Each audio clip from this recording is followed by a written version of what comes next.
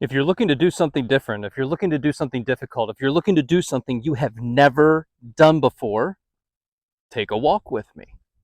This question popped up on somebody else's channel for somebody that was looking to go after a high performance sports team. And this is great because you have an aim, you have a target. You recognize that there's levels that you have to achieve first in order to hit that ultimate target. Back in 2011, I did something very similar. Actually, it was a year and a half before that. I made the decision to go to a junior college to start getting my education. So there I was in my 30s going back to school online. I knocked out all the prerequisites as quickly as I could, and I only applied to one school, and I got in. And I made the choice to go back to school to make a pivot because I recognized that the path that I was on was extremely unstable. I recognized that everything I experienced in the past decade was only going to repeat itself for the next 50 years, unless I made the decision to make a change and then commit to that change. You gotta burn the boats, as they like to say. I wrote down my short and long-term goals. In that stage of my life, I had to play the part. I had to play the role of a non-traditional student. I had to learn all these new skill sets physically, mentally, emotionally, and spiritually. I had to become somebody that believed that they were worthy of education. Growing up, I believed that I was stupid, that I wasn't capable, I wasn't smart enough, I couldn't do this. I accepted a career path rooted in those self-limiting beliefs. Everything was already written in stone for me.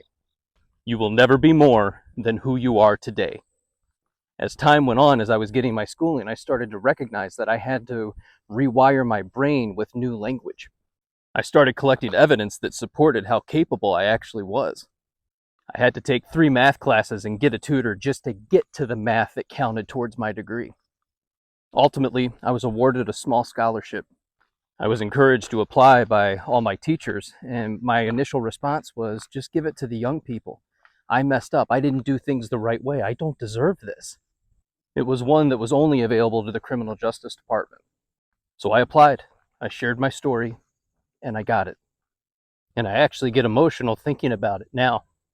It didn't make sense to me why I would be selected, but it was another opportunity, another moment to wire in a new way of thinking about myself. I wasn't just showing up, I was putting in the work that would lead me to getting my master's from the University of Chicago. And when I graduated with that master's degree, I went through the same experience. I don't deserve this. It never really mattered how much work and time that I put into something. I always saw myself as a failure to launch, a late bloomer. I was just catching up to my peers. My time in law enforcement gave me an alternative education, one that has the power to fundamentally and foundationally change you. And an overarching theme that I saw out in the field on a daily basis was, I'm not enough. I cultivated enough self-awareness to begin recognizing that how I felt, I could then see in others. And this overwhelming feeling of not enoughness permeates every decision that you will ever make. In my own personal journey of self-love and to try to understand how to combat this feeling of not enoughness, I found people like Joe Dispenza and the Holistic Psychologist. I created a 21-day self-love program and have cultivated relationships with authors, therapists, and spiritual activators. And in October, we're all coming together for you. So if you resonated with this message and you want to learn more about the challenge, head over to my stories and check it out. And we'll see you starting October 1st.